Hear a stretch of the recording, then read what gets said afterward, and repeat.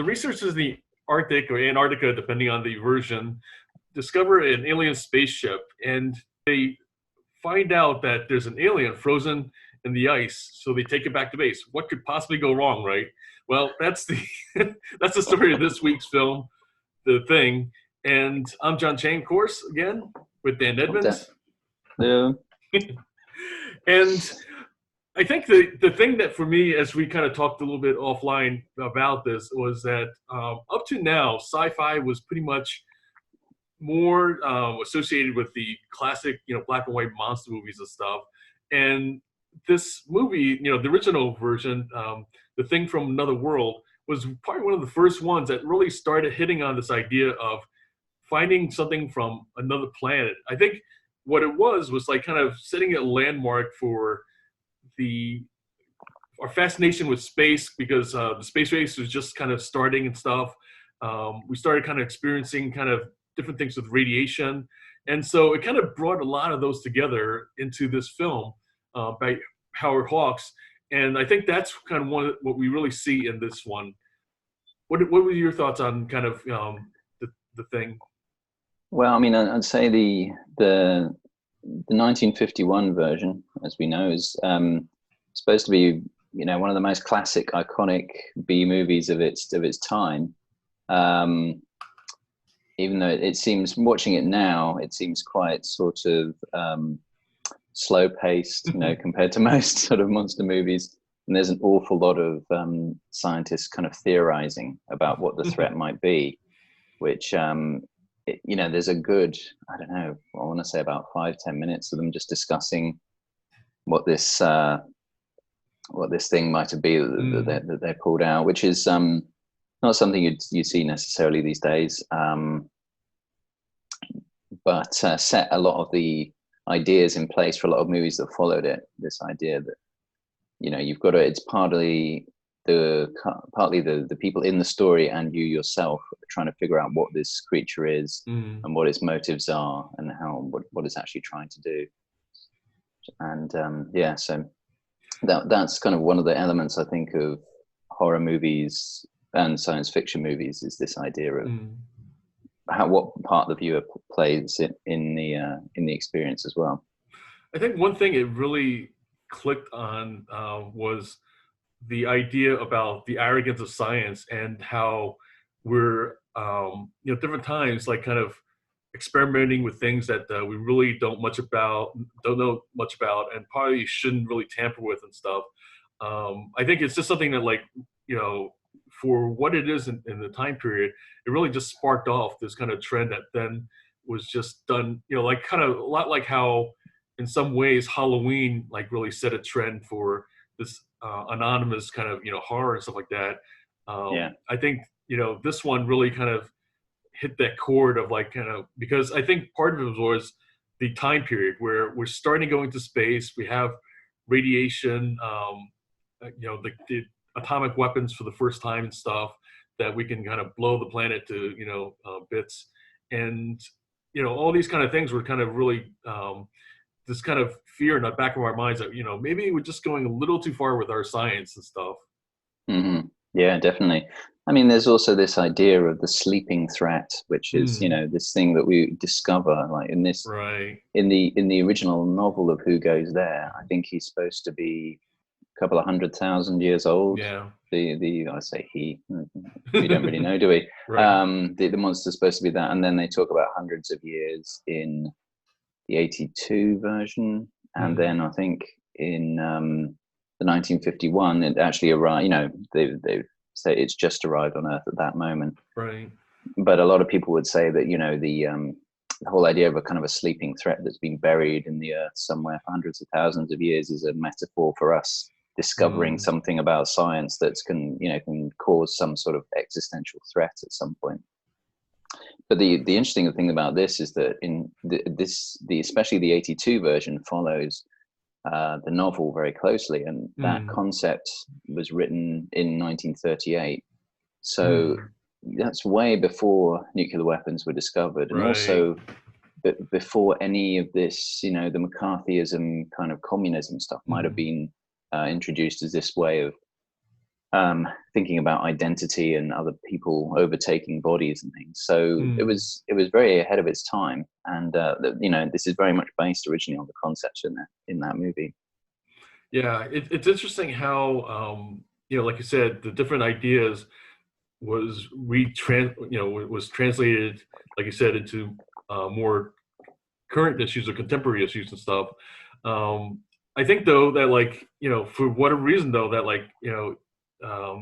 they really looked at this kind of idea of how um, like in the 51 version, it's kind of funny in a way of how they through the dialogue they kind of talk about it where they kind of treat the scientists like they're kids with new toys and stuff like that, and Yeah, right. um and meanwhile the scientists kind of talk about like all the other the military especially, oh, you're frightened school children, and calling them fools.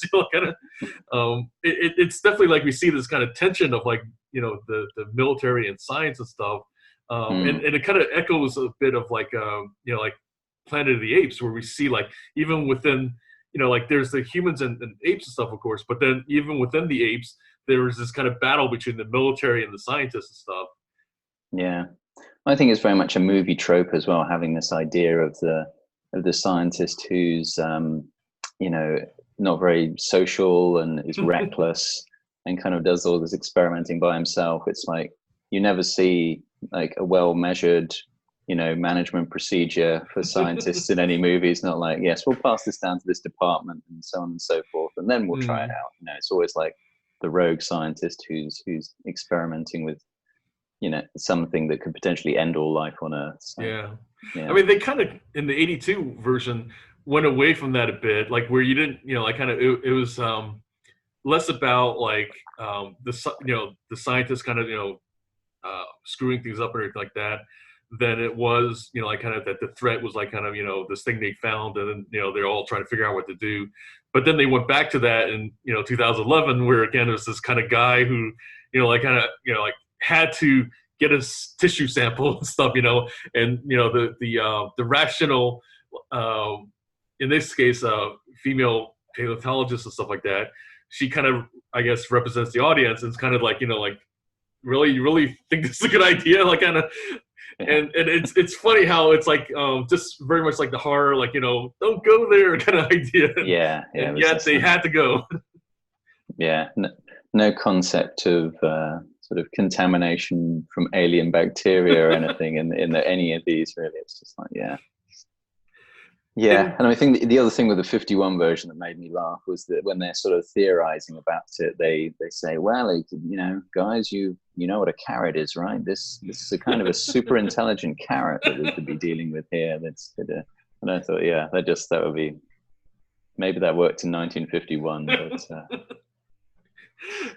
yeah, I think there's this fascination that we started having in the 50s of with space and stuff, right? Like if you look at a lot of the movies from that golden age of sci-fi, it's very much where they're coming here, we're going there. Like it's like I think what it was like we started kind of really reaching out, like kind of because all of a sudden after kind of, hey, we built this amazing bomb, so anything's possible, right? And so we can kind of go to the stars now finally and stuff. Until we start realizing, gee, there's a little bit more science involved than just leaving the Earth's orbit and stuff. Yeah, and the thing is as well that the tone is so light-hearted in the 1951 version compared to anything else. They're all just kind of breezily having cups of coffee. There's a lot of coffee in the 1951 version. A lot of coffee. There's a lot of coffee. I'm surprised it wasn't a promo for like Maxwell House or something. Yeah, I mean, someone really missed out on that one. But apparently that was a signature of Howard Hawks, is that there's all these kind of prop sharing and people talking over each other. Right. To give it a kind of a more realistic feel.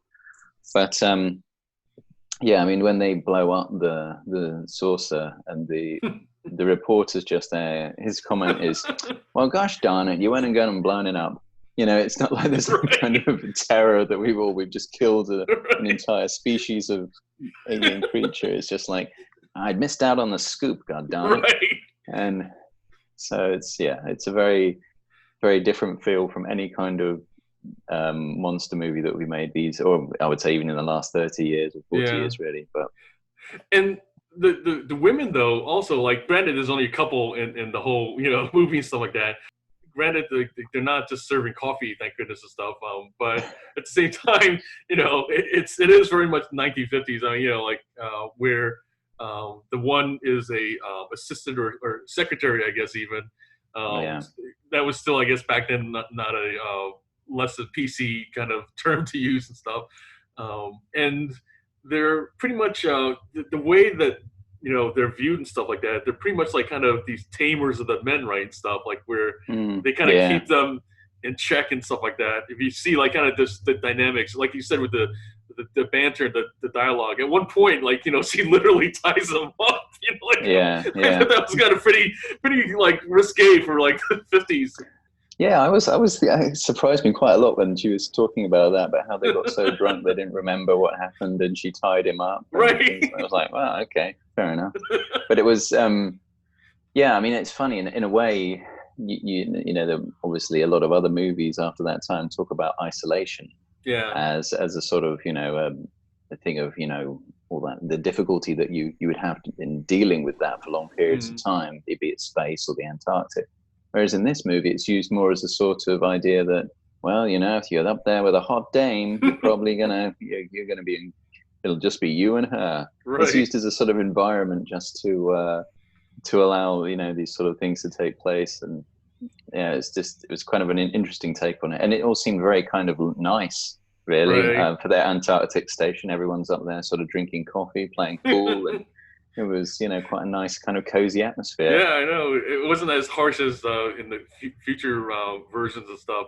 I thought it was also interesting, though, that the woman, Nikki, she actually has top billing. Like, so she had billing over, like, kind of the lead, the captain, stuff like that, and then everybody else's stuff. So, and apparently, like, Howard Hawks is known for having these kind of strong women, kind of characters, which, it's an interesting kind of way ahead of its time, because it wasn't, again, until we got to Aliens, right, and with Ellen Ripley and stuff, that became more of a thing again. So I thought that was kind of something noteworthy. To be fair, though, she's mostly just there for light relief. She's not there doing the scientific theorizing or setting the traps for the monster or anything like that. So, but even then, she still managed to get top billing. It's kind of, what I mean, like you said, she didn't do any of those things, but apparently, like, she was important enough, though, for making things happen. Like, the base probably would have fallen apart if she hadn't been there. Absolutely, tying people up and getting them drunk. Yeah. The thing that with these aliens too, as we've kind of talked about or read in the one article, that they are definitely viewed as not only something foreign, but cold-blooded, and like kind of just even their movements, right? It's very much inhuman. Like, that's the thing that, like, we start seeing. It's maybe a little bit from the Frankenstein kind of vein and stuff, but it's just really how I think that became more and more part of the psyche then of that, like, our expectations of what is an alien, right? That it's definitely not going to move as a human and stuff like that. And then it wasn't until '82 that then it became more of a thing that, like, it just took over and everything. And I think what we'll kind of definitely in upcoming series talk about how the idea of these aliens taking over is very much echoed in Invasion of the Body Snatchers and stuff, but still, like, the creature, the thing itself is something that, like, kind of it's kind of this weird kind of movement and stuff like that, until of course it runs into the room with a flaming ball. I guess that was like where, I don't know, then somehow its movement suddenly changed into this kind of really energetic monster, I guess. Yeah, and it is very sort of interesting the way the monsters are portrayed in the three different versions, because you got the plant-based kind of almost zombie-like sort of one, and turns into the completely amorphous monster of the '80s, and then the one in the 2011 one that's like racing around everywhere, running practically like chasing people at sprinting speed around, which is totally different pace. But I think it's this kind of, in a way, that a lot of the monster movies are this concept of dehumanization becomes it, like, the absence of human character, the absence of human motives that we can't comprehend is kind of at the root of a lot of these monster movies, like Frankenstein to begin with, like you said. And then that kind of I would say that sort of morphs in terms of the supernatural into something where it's more incomprehensible. Mm, But I think a lot of the monster sort of part of this is this idea of it's something that's like a human but isn't, but doesn't yeah. think or work or in ways that we can understand. Right, and that's something that you've mentioned before about how like we saw that in the Mega Man and I Am Legend.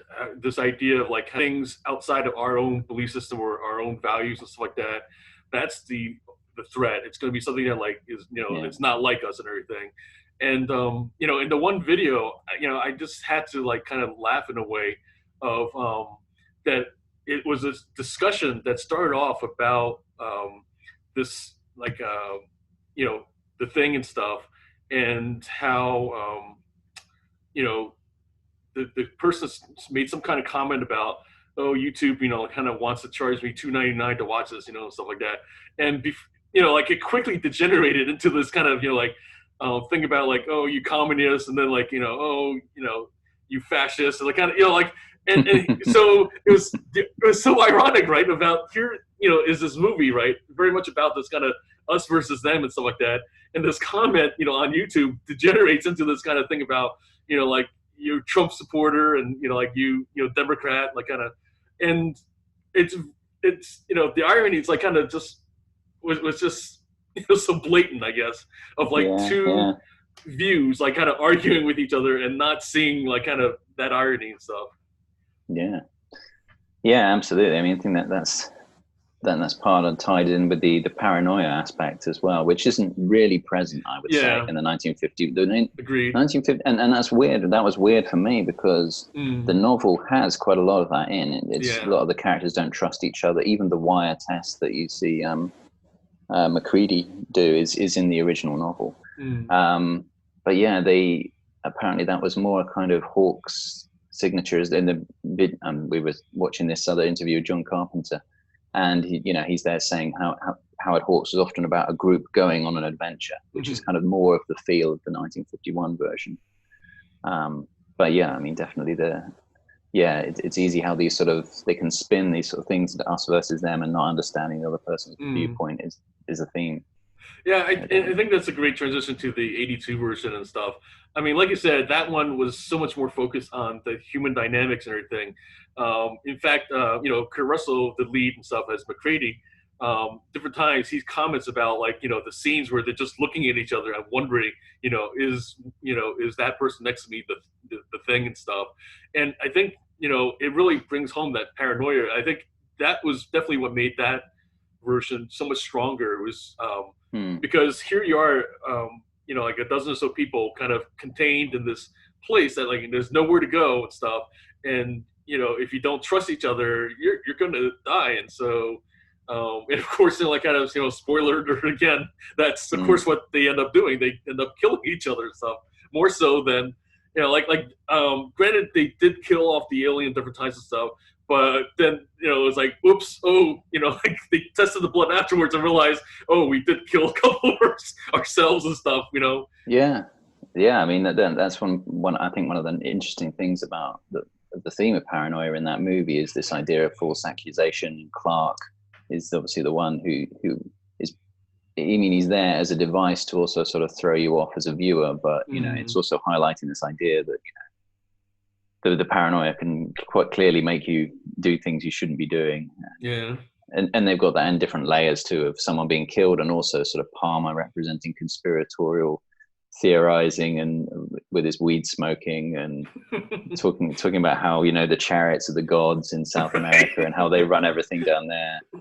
But I mean, this is also it indicates a really good way of why you do a remake. And John Mm, Carpenter sort of said that he wanted to represent his times a lot more in yeah, the remake rather than just try and do it. And he adds so much. I think in his remake, yeah. he adds the isolation and the paranoia is paramount in that one, as well as I think that for me is one of the real key differences that makes it a much better movie. Mm, Also, the fact that the monster is, I mean, obviously using pretty groundbreaking techniques for the time, but also mm, completely sort of amorphous. You have no idea what shape the monster is going to yeah, take next, which is really cool as well. yeah. So Yeah, I mean, we have like in the 51 where like they're just kind of casually at this base where like kind of like you said, drinking coffee and playing pool and it's all hunky dory and Yeah. stuff. Whereas in 82 you really feel like you're cramped and like kind of squeezed into a space and stuff, and you've got to basically survive a winter with these other dudes and stuff and everything like that. And that's the other thing too. No more women to kind of ease the tension, so to speak, and stuff. It's Yeah. now a bunch of guys, which having been in the Navy at a time where it was just guys and stuff, you really like even though like an aircraft carrier is the size of a literal like kind of city building and stuff like that, but it quickly feels very much like a steel can and everything because of that. That anytime you're in long periods of time together with a bunch of guys and stuff, oof. Those standard snippets. Yeah, I mean, I went to in Norfolk and Virginia. I went to go and see the. Okay. I can't remember the warship they have there. That's kind of a part of the museum, and all the photographs when you're walking around, just think like the guys are always in their underwear. It's like every single photograph, and just like, yeah, clearly there's not very many women around. No. It's just like the guys just hanging out in their underwear. But I know it was incredibly hot in the ships. But yeah, still. Yeah. The other thing about the paranoia too, like I don't know if you've ever played this game called Werewolf and stuff. No, I haven't. Okay, it's basically a card game in the sense that like everybody draws a card of who they are, and so it's depending on the size of the group, you have one or two or maybe even more werewolves and stuff. And what happens is that like during the day, everyone's trying to figure out who's the werewolf. So they talk and then like kind of they accuse and everything like that. And at some point, they like kind of different stages of the game, they nominate who the werewolves are, and basically the one referee kind of tells them if they're right or not. But then meanwhile at night, everybody goes to bed and stuff, and then the werewolves like kind of point to somebody that they eat and everything. So it's just this constant like kind of thing of like trying to as time goes on, the werewolves of course become more in number in the sense of than the people that are alive and everything. And that there is that kind of very much that paranoia and stuff like that. And at different times, like it's interesting how we kind of talked about it offline, that like in Malcolm Gladwell's Talking to Strangers, we have a tendency to trust people, which is the of course how society works. Like in other words, we don't generally suspect people of being like kind of psychopaths or even though that like we are paranoid in the sense of like when we walk down a dark street, we're kind of like cautious and everything, especially in the city. But generally speaking, people are pretty trusting. That's just how it is. And so that's why what eBay works, right? Right, so, absolutely. Yeah. But that's what makes that game, and then in this situation, the trapped with other people so hard because, and again, that's why there's this paranoia, because these are guys like everybody was together, and they kind of before all this, they may have differences and everything like that, but they generally speaking manage to get along and as uncomfortable as all that kind of stuff. And then now all of a sudden there's this kind of element of like that not only is it that like it's this alien kind of taking over, but different times, here's the thing that I think sometimes is missed, the fact that like you may not know yourself if you've been affected and are starting to turn and stuff. That's even scarier. Yeah, and I mean that was something I picked up on watching the 82 version this time, which I hadn't before, and that is that I could remember that Norris is infected, but it seems like he isn't actually aware of it, because there's just a point where he's just like ow, and he doesn't actually know what's happening to him, which is a really interesting concept. The idea that does the monster affect you? Does the thing affect you consciously or unconsciously? Is it like it's you may not even realize it, and your cells are being changed and you're turning into it without you even realizing, which was an interesting thing. I mean, as you kind of mentioned, is this idea that like it kind of really resembles HIV, right, and stuff. And like there was only one interview, in fact, that one documentary where John Carpenter kind of towards the end just briefly mentions that like like AIDS and stuff like that.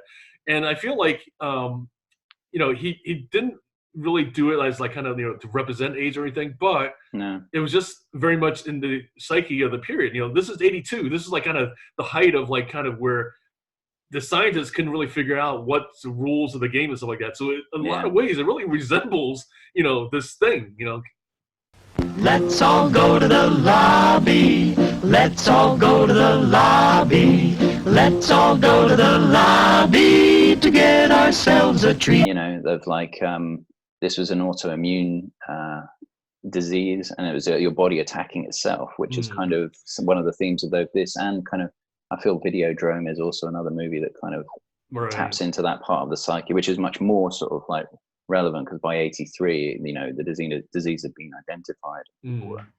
But just very briefly going back to what you were mentioning about the werewolf game, I think what I find really clever about The Thing is that it actually blends the kind of murder mystery element of a movie into it, because you're there. Not only is it you're looking for the scares, you're now also wondering like who is the main, who's the thing, who isn't the thing. So it's kind of got a bit of Murder on the Orient Express kind of thrown in there as well. Definitely. But it also made me sort of think about like, what is the viewer's role in various genres? In horror movies, we come out of a movie and we just sort of say, oh, did it scare you? Yeah, it did. No, it didn't. But rarely do we ask, why did it scare you? Or, and with a murder mystery, it's like you're asking the question, did you figure out who it was? Or more along the lines of, am I cleverer than the filmmaker? Which is kind of, that's how you kind of gamify and you involve the viewer in what's going on. But so in that respect, I think it's a really kind of active movie, The Thing. It really makes you kind of think as you go along. Yeah, definitely like engages, like you said, the person kind of looking for clues, and then like different times, it makes you almost even kind of want to rewatch it because like, oh, did I miss something and stuff? Exactly, you're looking for those behavior changes. Like Blair is a very obvious character in that he wants nothing to do with anyone. Then all of a sudden he's kind of fairly dead-eyed and going, "Sure, I'm feeling great now, guys. Just let me back in." And you're just like, "No way, you're staying out there. No chance you're coming back in." But and again, I think that kind of adds into a lot of the stuff. With horror movies, they added this more sort of like guessing game into who's going to get killed next. And yeah. The other thing, like kind of related to the, because you even mentioned Videodrome, stuff like that, is that you have this kind of body horror, right? Where it's like, like you said, there's the person like kind of losing control in a big way. And the creatures here in this case, I mean, you'd swear it's something out of HP Lovecraft. I mean, the stuff that like, he imagined, and where, a lot of times we didn't have the technology before to kind of really kind of put on screen, what this, writer kind of wrote about and stuff like that. It just took a long time before we finally got to this point. And then now, like, just, CGI, of course, we can kind of do whatever we imagine. But I think this was like kind of, I don't know about groundbreaking, but it really kind of took advantage of what was available at that time, and just he went full on with just whatever he could do, and of course the classic scene, and again spoiler alert and stuff, like kind of that chest, like kind of where he's like doing the defibrillators, and then next thing you know his arms are ripped off. I mean, that's one of those most memorable scenes that you're just not going to forget anytime soon. Yeah, and I mean, I think also that, and when the head falls off, sprouts legs and walks off, I mean, that's just that's completely, I mean, back in the 80s, that was a completely mind-blowing thing to happen.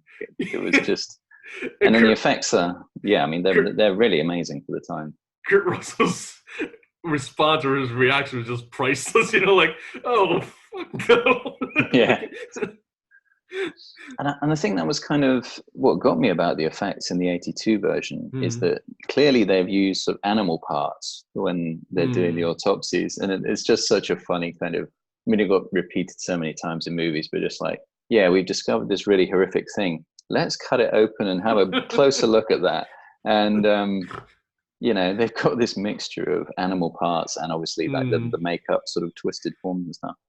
But I think what's kind of creepy about that is not so much in how realistic they are, and that you just think, if these guys could have spent like another $1 million, how horrific would this have been? It was already pretty bad. If they had today's technology and everything else, it would have been even worse. Yeah, I mean, the other thing that's kind of connected to that is, somebody like with a John Carpenter or even like Stephen King, stuff like that. you kind of wonder, like, when they're just sitting there, what's actually happening in their inside their mind and stuff like that. Like if that's what they're able to do with what technology is available, stuff like that, then what is it like? What is it like if you went there, like if you actually like could see what was in their mind and stuff? What is it like, Yeah. kind of the things that they're picturing that like they can't quite do yet and stuff. I mean, it may not. That's the beauty of writing, I guess, is that you can just sort of. I think it was something I was reading about HP Lovecraft, where they were saying he just sort of says, and he opened the door, and it was the most incomprehensible horror that man had ever witnessed. So he basically just gets out of describing in detail what the monster really is or what it looks like, and just leaves it to the imagination of the viewer, which is obviously a great tool. But his actual, who knows? It could have just looked like the 1950s one of just a guy in a suit. And but I think that's the real sort of the genius of sort of horror movies, and also like really good horror writers, is that they leave these sort of gaps of what we could imagine, what could be the thing we should be afraid of. And I think what's really clever about The Thing is that this monster is constantly shifting. We don't really know what it really looks like, what its natural state is, and that sort of what initially, what fundamentally drives us to be afraid of something is something we can't comprehend, we can't understand. I think that's really well expressed, firstly in the effects, but also the way they use them in that movie. It's So moving to the 2011 version, I mean, before watching it, I had no idea that it was actually a prequel. I thought it was like kind of just a remake, straight remake and stuff like that. So that was kind of interesting. Yeah, no, absolutely. It was interesting that it was done. I don't know if he is actually a Norwegian director, but he's definitely from somewhere from Scandinavia. And they had all the Scandinavian actors. Right.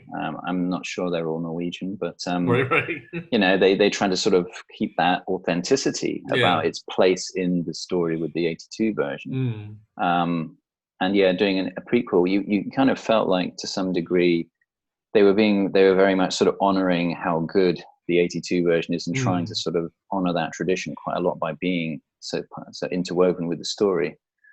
But I mean, and I would say, unfortunately, the heavy use of CGI makes it fall a bit flat for me. Really, that I didn't really find the monsters particularly sort of scary. And I mean, I guess as well, there's more sort of jump scares, which is kind of very much a sort of a modern trope of horror movies. Whereas the 82 version is much more kind of a creepy, kind of insidious sort of feeling of horror, much like Halloween. It's not necessarily jump scares the whole way through, which is, something that Carpenter did. So, yeah. I think that's the thing that like the 2011 version, they've really had, like you said, just a huge respect for like the 82 one, where apparently like they went back to like when McCready and the other guys were kind of going through the the Norwegian camp. They just basically recreated like just based on watching that footage over and over again. And so I mean, that attention to detail you definitely can see is there.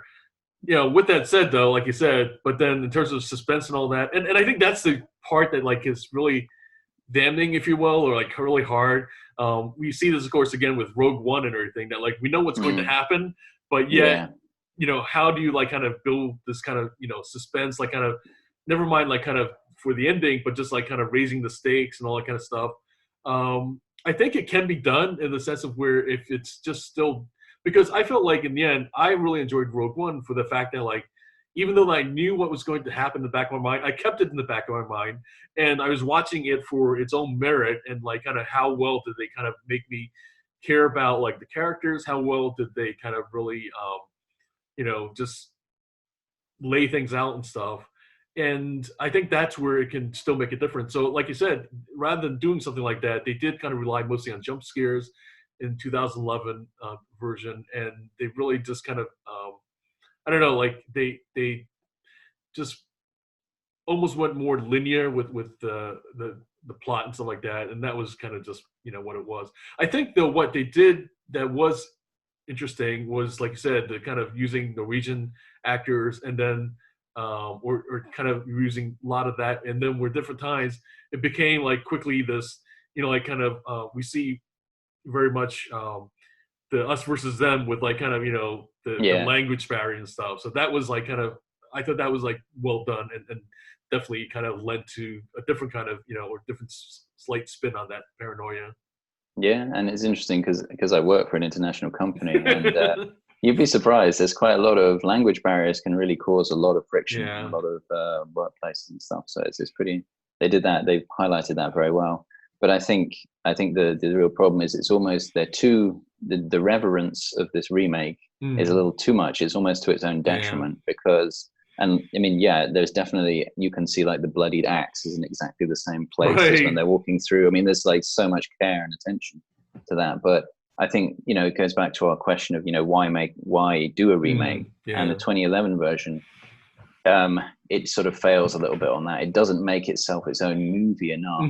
It doesn't sort of move things into its own time in order to establish itself as its own sort of creative venture. And I would say there's, in this sort of prequel remake, there's two things I think you have to do in order to make it succeed. And one is either you create enough world building, you expand what you already know, or you add sort of elements that hadn't been thought of before in a really interesting and engaging way.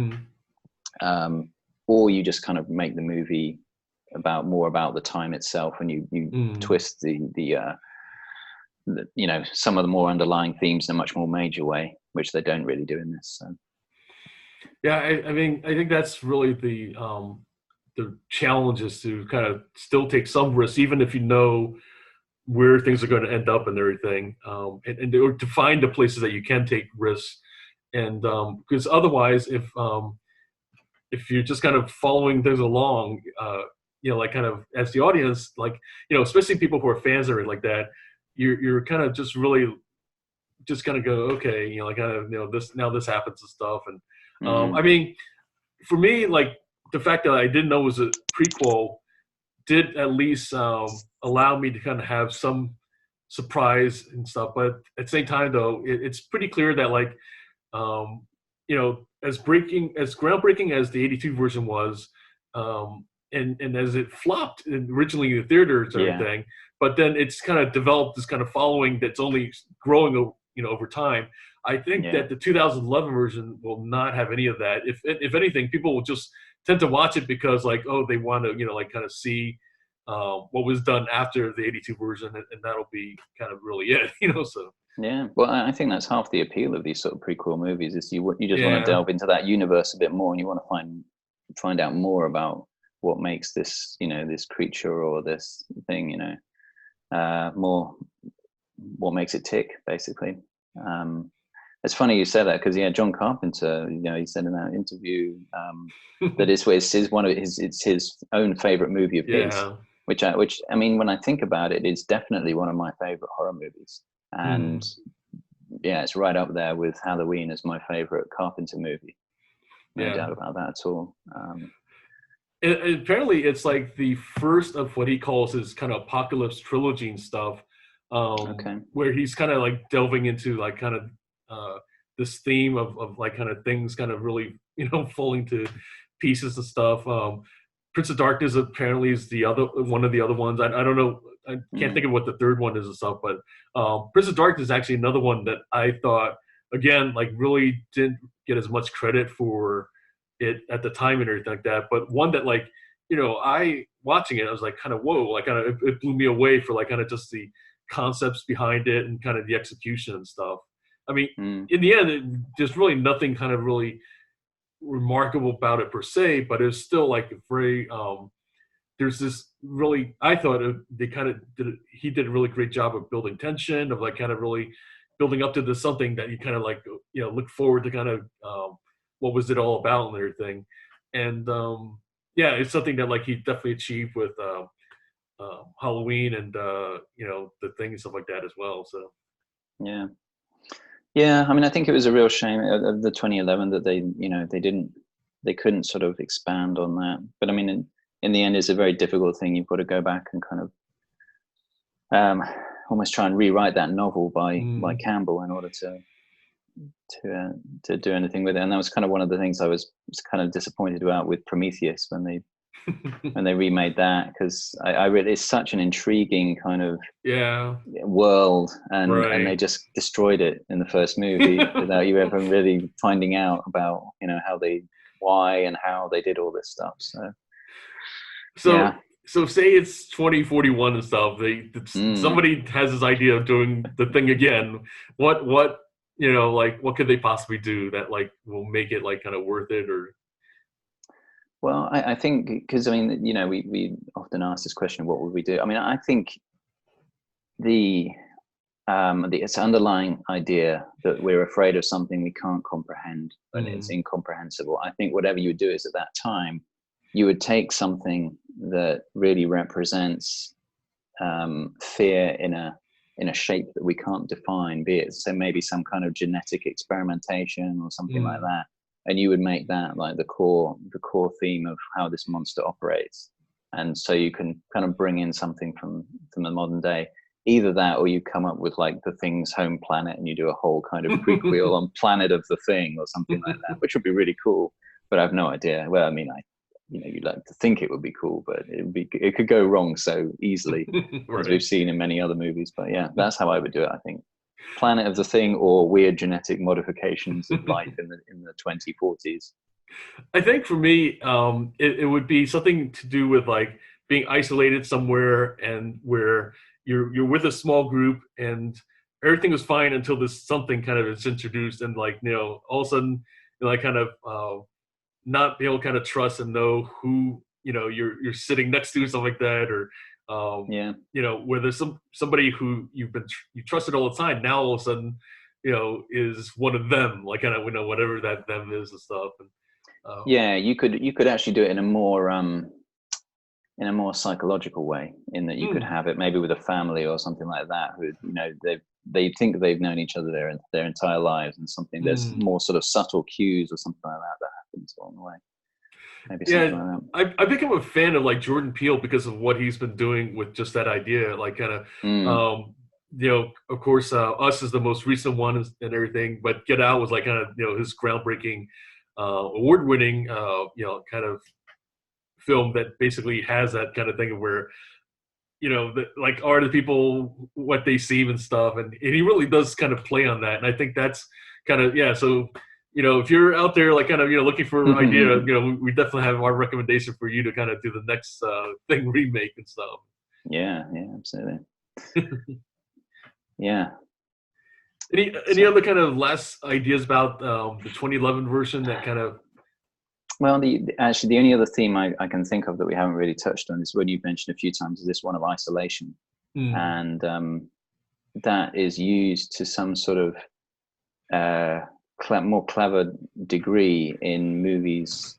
You know, in the 50s and 60s, you could have horror movies that happened pretty much anywhere, because communications were still fairly simple. By the time you get to the late 70s, early 80s, you know, communication technology has got that much more sophisticated, so you have to work harder to isolate your people. And Stephen King does it in his small towns, you know, Alien does it in space to isolate them, and this does it by using Antarctica. And so I think that's also, you have to think of it's a, you know, a very clever tool of making the action focused in one area. The other thing I wanted to mention as well is that Carpenter himself says that a lot of his movies are siege movies. So this idea that you're kind of all barricaded in somewhere and something outside is trying to get in. Whereas this is a clever spin on it, because actually the threat is inside the thing already. But I think like Assault on Precinct 13 is kind of, you know, that's the model for a lot of his movies. This idea, you know, you're trapped somewhere and you're kind of even almost Escape from New York. Everyone's kind of trapped in Manhattan and they're trying to sort of get in and out. So, yeah. I mean, that idea though, like it's something that kind of really hit home in, you know, the Black Plague and stuff, where, you know, up to that point, like, you know, the city walls, right, was always seen as a way to kind of keep threats out. But all of a sudden, you know, that was the first introduction of this idea that, like, okay, now all of a sudden there's just something killing us off, and it's within the walls, you know, like kind of. So I think that kind of really just became ingrained in our psyche, and I think even though that, like, that the kind of we still in America have this idea of building this wall and Yeah. kind of wanting to keep the threat out. But I think this is another case of like sci-fi horror hitting this nerve that like is very much in our psyche and stuff. Yeah. Well, not to sort of divert too much, but I think that this whole the idea of walls in modern politics is pretty interesting, because you've got because Ronald Reagan was all about tear down this wall, and he was a sort of a TV and movie actor who was on screen saying, let's tear down the wall, and it was kind of a global televised event. Whereas I feel now the internet has made us much more kind of insular as people. And now we're almost like we are more into the art of building up walls, which is why Trump has been so successful with his thing, because we don't necessarily, we want to be on our phones. We want to kind of build this wall around us with our own personal technological space. And he represents a lot of that sort of mentality quite well. Yeah, that's crazy in a way, because we have this device that in one hand is supposed to basically tear down walls, but in reality, like you said, we kind of create these little artificial ones, like they're mobile walls, right? Like kind of that we can take with us anywhere, because I was going to say, like the classic behavior is like kind of if you don't want to talk with somebody on a train or bus, whatever, you just put up your phone and instant wall. Absolutely. Yeah, and they're algorithmic walls too. They're building up the stuff that will kind of, bound to reflect the stuff back to you. So, yeah. And actually, in a funny sort of way, maybe some sort of privacy data stealing virus that might come out, but almost be like the Thing and steal your kind of identity and move on to some other part. Maybe we'll see a technological thing come out at some point. That'll really get the European Union worried. Anyway.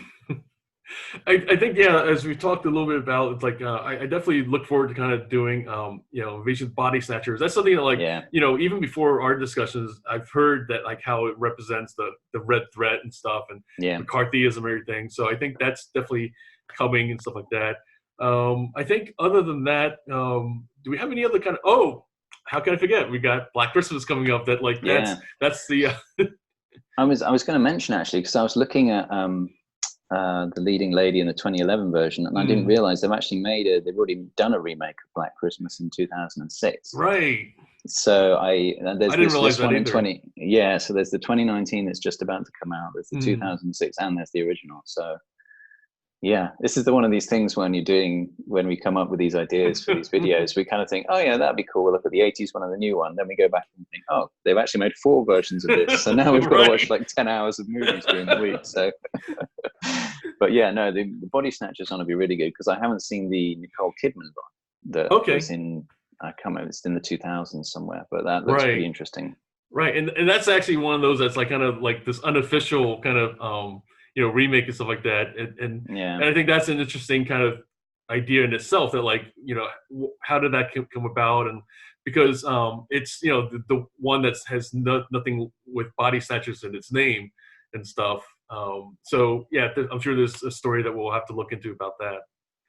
I think for me, when they do these kind of pseudo remakes, it's nearly always of horror movies. Because horror movies always have this kind of bad reputation anyway, because they're there to elicit our worst sort of fears and emotions and stuff, and they're not as high-minded as other genres. But so you'll often find like The Thing from Another World was renamed as The Thing, just to sort of, this is, rather than Invasion of the Body Snatchers, this is renamed as Invasion, to give it a slightly more kind of highbrow appeal from a marketing perspective, I think. Right, that's a good point. That it's supposed to represent like it's more serious than it's not as kind of I don't know, schlocky or kind of thing and stuff. So lowbrow, I guess. Absolutely, yeah. Cool. So yeah, again, thanks for watching, everyone. As always, I'm John Chang, and see you next time. See you next time.